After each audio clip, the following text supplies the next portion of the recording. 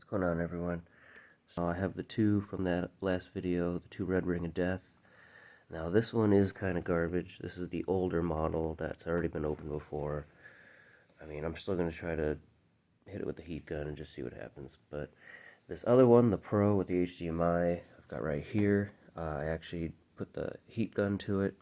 Its lowest setting was 660, which is a bit high. 400 would be good, but I just stayed a little farther away and heated up the chips, the whole board to minimum 150, but the chips, I had my temperature gun and I got them up to about 240, 250. It was what I was comfortable doing without frying anything else. So I did that, let it cool down. It turns on, works just fine.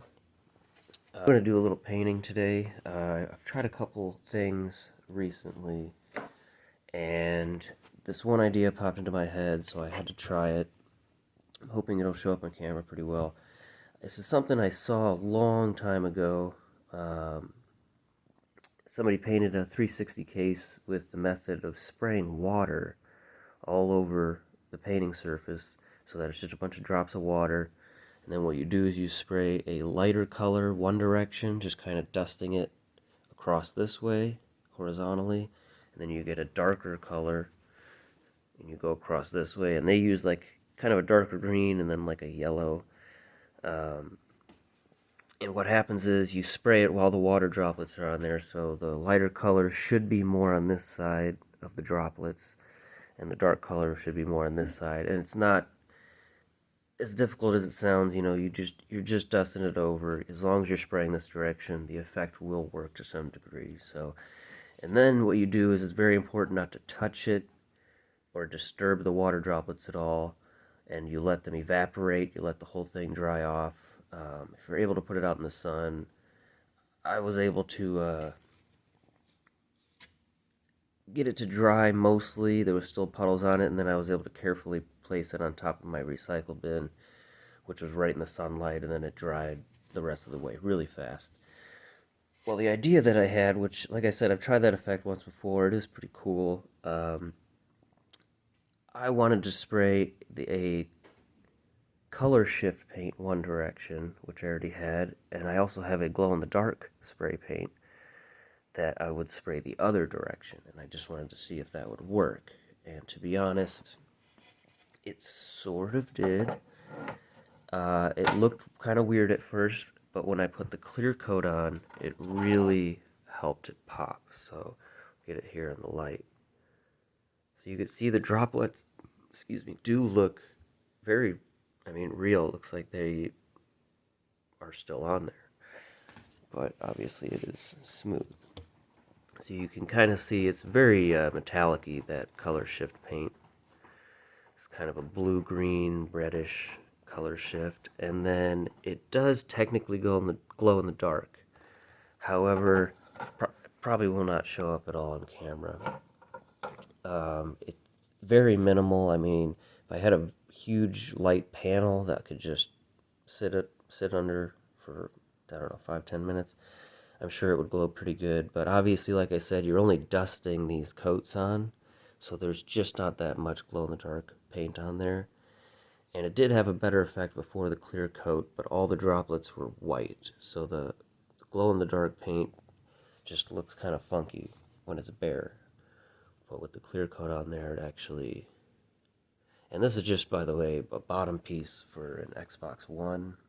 Do the glow-in-the-dark as the base coat real heavy, since it will be on the white background, and then do the water droplet design, and maybe that will work out a lot better. We will see. Oh, and just to show you, this is that glow-in-the-dark paint. Kind of has a weird texture. It makes it this opaque clear. This was a crystal clear fan tunnel. But then as you see with our UV light, very easily glows. And we have this LED UV strip going all the way around here. So even if you don't have it on for very long, when you shut it off, there will be a nice glow. Just like that. So, pretty cool. So, let's go ahead and cut this out. Alright, circle's cut. Just gotta cut. There's a couple of these brackets there. Just have to cut it the rest of the way, punch it out. Actually, there we go. It's pretty much out. Anyway, we're going to cut a little closer here, get it cleaned up, and test fit it, and then drill the holes, and then we'll get to paint.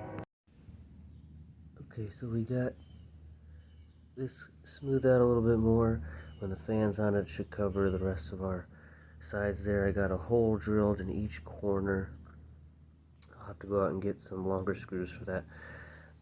That fan is thicker than the average PC fan. Got them laid on their bottom side here. I got the rubber feet taken off the bottom side and kind of sand out some of the deeper scratches on it. And went ahead and put a coat of the glow-in-the-dark just on the inside here. Again, it should just help with the effect of when the system's been on and then you shut it off, it'll still kind of glow. Then we're going to go ahead and flip these over and put a couple coats of the glow-in-the-dark on the other side. And then I think we'll try and do our water droplet design. So hopefully the weather stays, sunny today. Get that done. And I'll go get the screws while I let this dry. And we might get a different kind of color shift paint for this one. This is that bluish purple. Might try to go with the other one they have. I now have let this coat kind of dry. It's probably not perfect, but I mean it's dry to the touch. Just kind of brought it in here to kind of test out our effect. See what kind of base coat we have.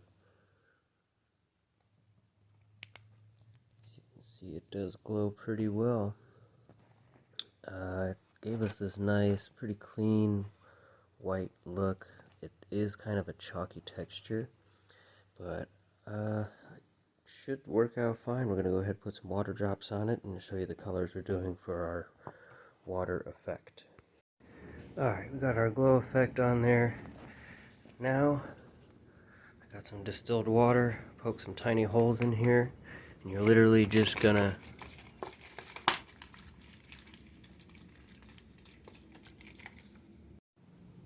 okay, so we're using the same color shift I showed you on that panel, test panel earlier.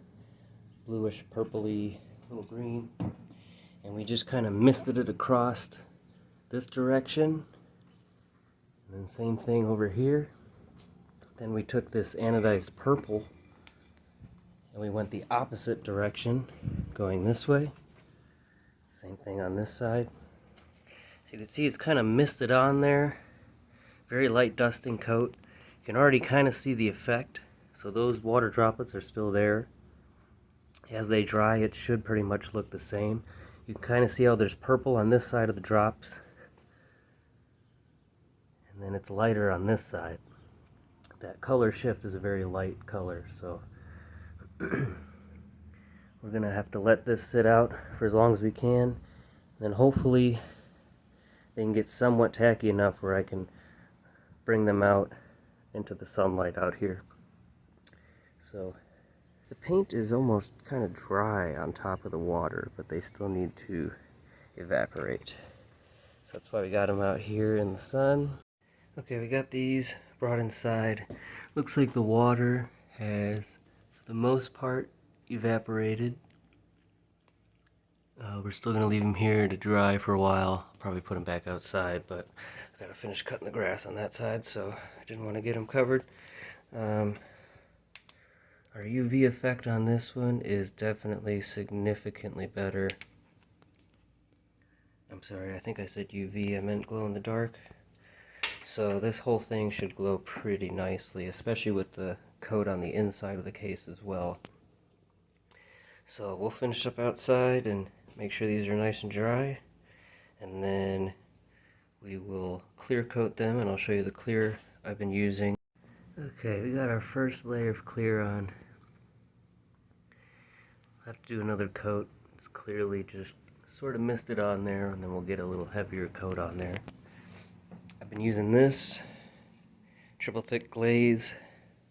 It's for like ceramics and stuff, but it is like a clear glass-like coating. It's almost like a layer of lacquer over it instead of like a clear coat, because even the glossier ones aren't the shiniest.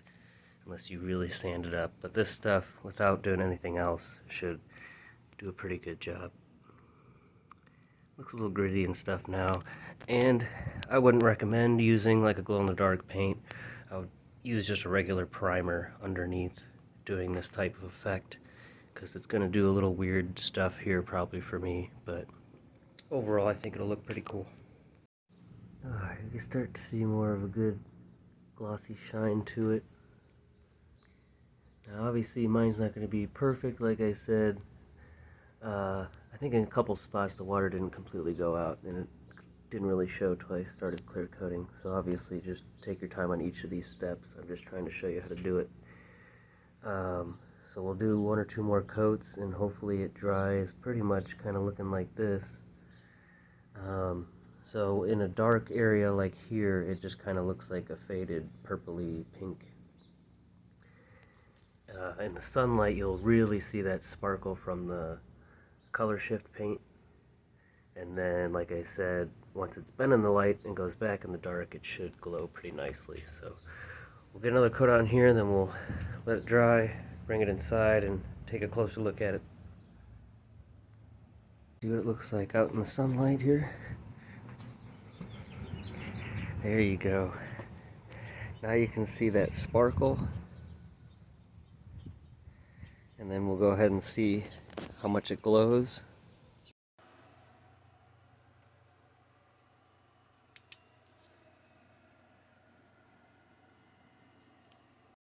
We got our fan put on here with these 4 bolts.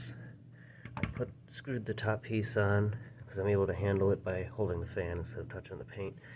We're still going to let the other side cure a little longer, but we just got it here to plug it in, make sure after all this work that it works after coming back from the red ring of death.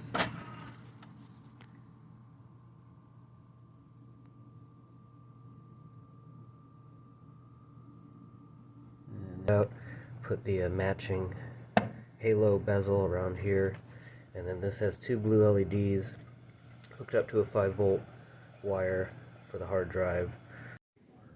Alright everyone, thanks for watching. Stay tuned for the final reveal of this build. Should look pretty cool with all the lights on. Thank you guys for watching. It's been a pretty long video, but we'll finish this up, get on to the next one. Please leave a comment, like. If you have any questions, please ask.